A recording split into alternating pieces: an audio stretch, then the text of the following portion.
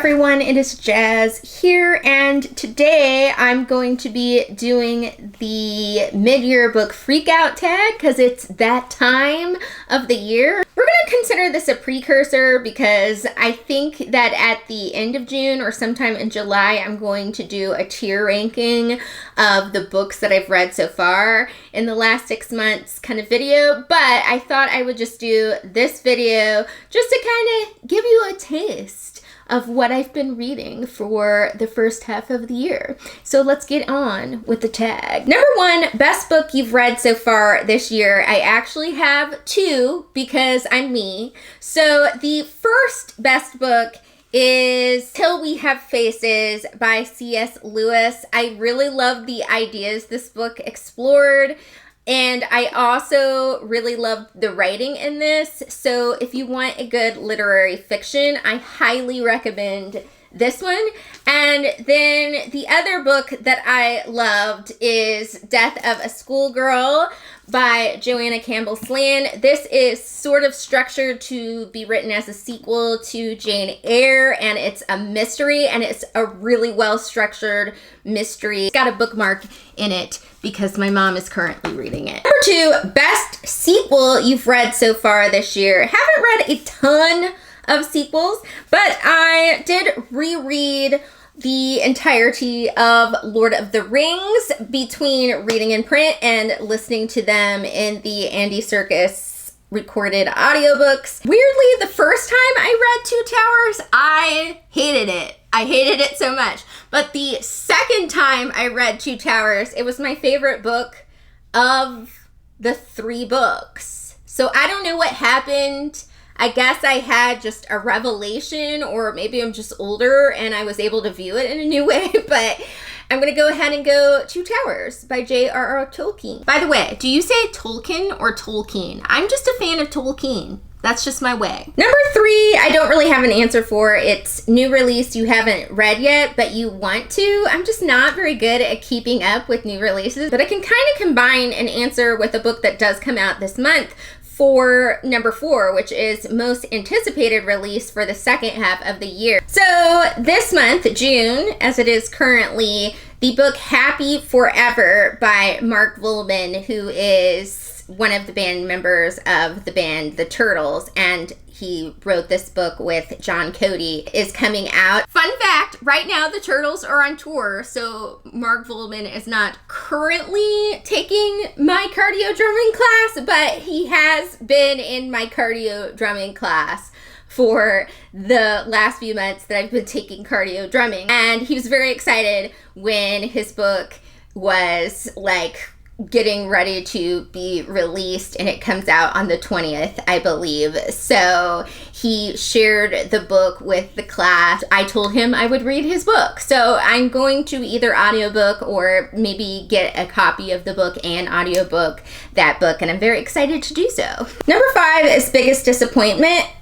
Honestly, I can't say it yet with a book that I've completed that I've had a biggest disappointment. I think one of the books I'm currently reading is going to answer this question, but I don't want to say that because I haven't finished the book. So I will just give you the 2 lowest rated books, but they still had 3.5 star ratings. So they definitely weren't disappointments. They did what I wanted them to do, which was to be fast, easy, romantic reads. And I believe those books were Enamored with a Diffident Gentleman, and I think A Cinderella for His Lordship. So both of these were by Martha Barwood, and they were just clean Regency romances. Like I said, weren't bad, did what I wanted them to do. Definitely okay books. But I read a lot of clean Regency romances so far this year, and in comparison with some of the other ones, they weren't my super favorites. Number 6 is Biggest Surprise. I'm going to choose Feelings, a Story in Seasons, I think is what it's called, yes. And I'm not going to try to say the author's name because I'm afraid I'm going to say it super, super wrong. When I found this in the library, I was just cursorily flipping through it, and I really picked it up because the artwork in it is so fun and beautiful and colorful, but it didn't look like it was going to have a ton of wording on the pages or anything. So I didn't think that it was going to be, you know, like earth-shattering or anything. But when I read it, as somebody that has been really struggling with anxiety and depression over the last couple of years, I really related to the story, and I really thought it was very beautiful how this author laid out the story using seasons. So that's basically what the book is that the author is doing a semi-autobiographical story in pictures where it's describing in the seasons how that kind of meets with the mood and how anxiety and depression can kind of affect you, and how it does get better. Like, you can get past the initial feelings of that. And I just was really touched by this book, and I was deeply surprised by that because it's such a simple story, but it's such a beautiful story. Number 7, favorite new. This can be either a debut or new to you author. It's kind of hard to say an author is your favorite when you've only read one book by an author, but here are 3 books that were rated 4.5 to 5 stars on my rating system by authors that were new to me that I really enjoyed. One was Songs in Ursa Major by Emma Brody, which I do believe is a debut novel. Really cool writing style, really excellent thoughts on the music business and folk music, because it's a historical fiction that's about those two things. Second would be not a debut author, but a author that I read for the first time, and that would be Bunny by Mona Awad. Super weird book, but surprisingly poignant in the end. And I did really like how quirky the writing style was in that novel. And lastly, I will say Postcards from the Edge by Carrie Fisher.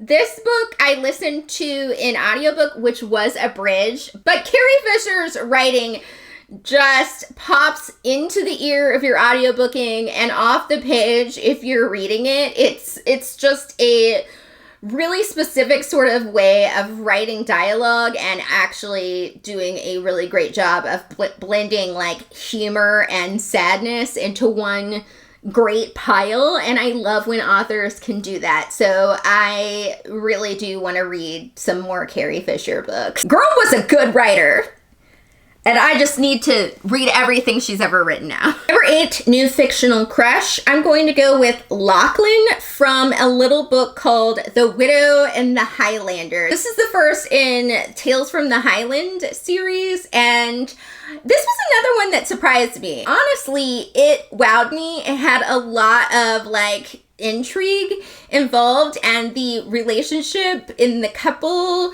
is really, really sweet and really solid. And Lachlan is a handsome Highlander. And, you know, I love a handsome man with a Scottish accent. What can I say? Number 9, newest favorite character. I'm picking a group of characters, and that would be the Austen family from Meet the Austins by Madeleine L'Engle. My goodness. It's just the most adorable little family group. And I loved reading the little anecdotes about the family and just seeing what all the kids were up to and seeing all the family adjustments that were going on. And each one had their own little like personality and things that they were trying to work through. And I just thought the whole family, I can't even pick one person out of it. The whole family was great. Number 10, book that made you cry. I can honestly say that the only things that have made me cry this year in the fictional realm were Queen Charlotte and some episodes of the 90s show The Pretender. Because if Miss Parker is crying, I can guarantee you that I am crying. but those are TV shows, so that doesn't really count. Number 11, book that made you happy. This was a recent read. It's a book called Dogs Are People Too. Check this out at the library, and it's basically just funny cartoons about dogs and like the thoughts that dogs have. It's super fun, cute, and really hilarious. Number 12 is the most beautiful book you've received or bought so far this year. I have gone with the illustrated edition of The Hobbit. I got this on sale. It has beautiful illustrations, and just like the fact that it's cloth bound and has all this like gold leafing stuff is just extra beautimous. Lastly, marriage, that blessed arrangement, that dream within a dream. Okay. Lastly, we have lucky number 13. What books do you need to read by the end of the year? So, as you may know, if you actually watch the segment Jane Eyre Project that I do on this channel, I do need to finish that up, or I'm trying to finish that up this year. So I have 4 books left to the finish line of that. The book I'm currently reading, which is My Plain Jane, and then I have Jane Steele. After that, Within These Wicked Walls, and then the last book is just entitled Jane. So I need to complete those 4 books. Outside of that, I have 3 more books that I probably will try to get to in the second half of the year. One is the sequel to Ross Poldark, Demelza, so I would like to continue on in the Ross Poldark series. Then I would like to read Insomnia by Stephen King, because it is on a list of Stephen King books that I'm trying to read, that are books like related to the Dark Tower series, and I'm gonna try to at least read, you know, maybe the 4th book of the Dark Tower series, but I definitely want to at least get Insomnia done.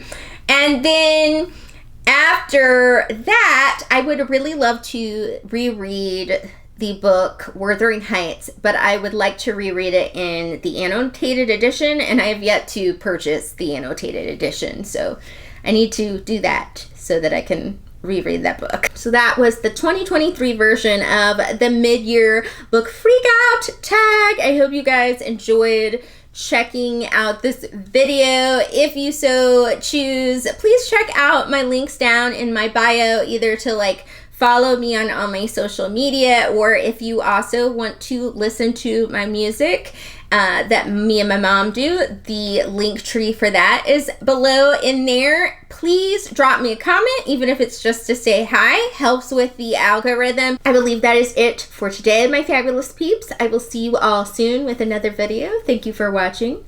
Bye.